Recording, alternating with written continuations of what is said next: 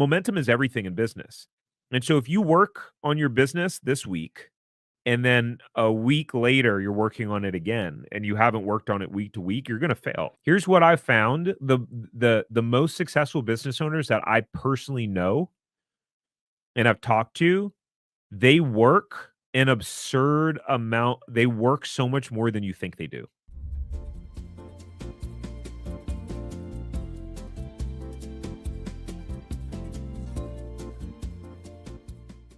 The second thing is action. So we're at SAM, right? SAM is actions. Is that when I would start the businesses before, I would like dabble. I would kind of do some stuff here or there. I'd try to do this.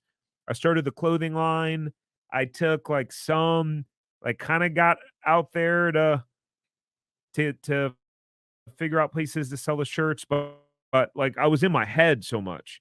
And so what happens is when you're making leap from employee to entrepreneur, you got to get in the mindset of I'm going to take a absurdly massive amount of action and consistent action, because momentum is everything in business. And so if you work on your business this week and then a week later you're working on it again and you haven't worked on it week to week, you're going to fail. It's not going to work. Like you have to be going hard. This is why people who try to buy franchises, we talk to people all the time. They're like, "How long have you been looking to buy a franchise?" On and off for like 3 years. What? On and off for like 3 years? Why? It doesn't take 3 years to, find a franchise or to launch a business. If you take massive and consistent action, our average is that people sign a franchise agreement in like around 90 days, 90 to 100 days, when you have a process and plan. But you have to outwork everyone when you're starting a business. What's that analogy that when a plane takes off or a rocket takes off, it uses like 70 or 80% of its fuel just in taking off? That's kind of how entrepreneurship is, right? And so whatever business you're starting, if let's say you're handing out flyers and you're putting flyers on people's cars, you may be like, I'll put out 100 flyers. I put out 100 flyers this weekend. Like I should probably get a couple of customers. But realistically, it would be like you need to put out 100 flyers a day, if not more than that. So it has to be absurdly massive and consistent action. Part of how I learned this, couple things, couple analogies here. I used to wrestle. That was my sport growing up. The summer between my junior and sophomore year, I wrestled 106 matches, which was the equivalent of 2 wrestling seasons in high school. So talk about massive and consistent action. And the year before that, I was about a 500 wrestler. I'd be like 25 wins, 25 losses for 2 years straight, freshman and sophomore year. Junior year, I came out, wrestled 106 matches in the offseason, massive, consistent action. The next year, I started out the season 24-0 before I had my first loss in overtime, and then 24-1.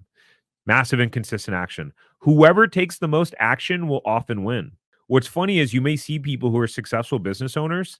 Here's what I found: the most successful business owners that I personally know and I've talked to, they work an absurd amount. They work so much more than you think they do. And I was like, oh, they make it look easy on the outside, but it doesn't. If you guys knew how much time I put in my business now, into this whole online business, it's absurd. It really is. I mean, it's only 5:30. It's not that late. But I was at my computer at 5:30 a.m. working this morning. So you got to whoever takes the most action will win. If you have a competitor and they're selling the same shit as you, but they're working 3-4 hours more a day and they're executing more, they're doing more jobs or more estimates or talking to more prospects, they're going to win.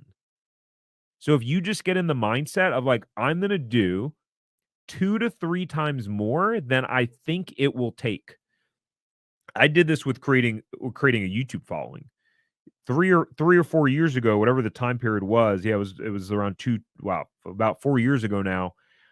There was a point where I was like, I don't want to make any more videos about franchising and like, should you buy a franchise and things that you should know.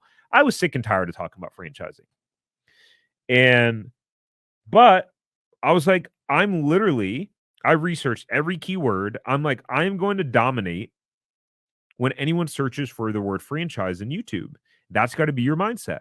So I was writing scripts for the videos, staying up until late editing videos. I hated it. It sucked. But my mindset was like, I'm going to take more action than no one's going to make more videos on me than franchising. No one. I'm going to make so many that I'm going to drown out everyone else. That's one of the things that happens. So that's your mindset when you're starting your business. And so what happens is if your success rate is low in whatever the business is that you're starting, because at the end of the day, and we're going to talk about this in a second, when you're starting your business, sales and marketing is everything. 80% of your time should be focused on sales and marketing because you could have the best product, you could have the best service, but if you don't have a ton of customers and money coming in, it doesn't matter. People who win in business are the ones who master sales and marketing. Took me a long time to figure this out. I took so much pride in being the best, being a perfectionist. Then I started to learn from people that were way more successful than me, that were all over the place and their businesses were a bit of a shit show, that, oh, wow, they just are really great at sales and marketing. If you enjoyed this short clip from the podcast, you can check out another short clip right here. Or if you want to watch the full episode of this podcast, you can watch that here. And remember, knowledge is not power. It's applied knowledge that's power. Take care. Have a great rest of your day.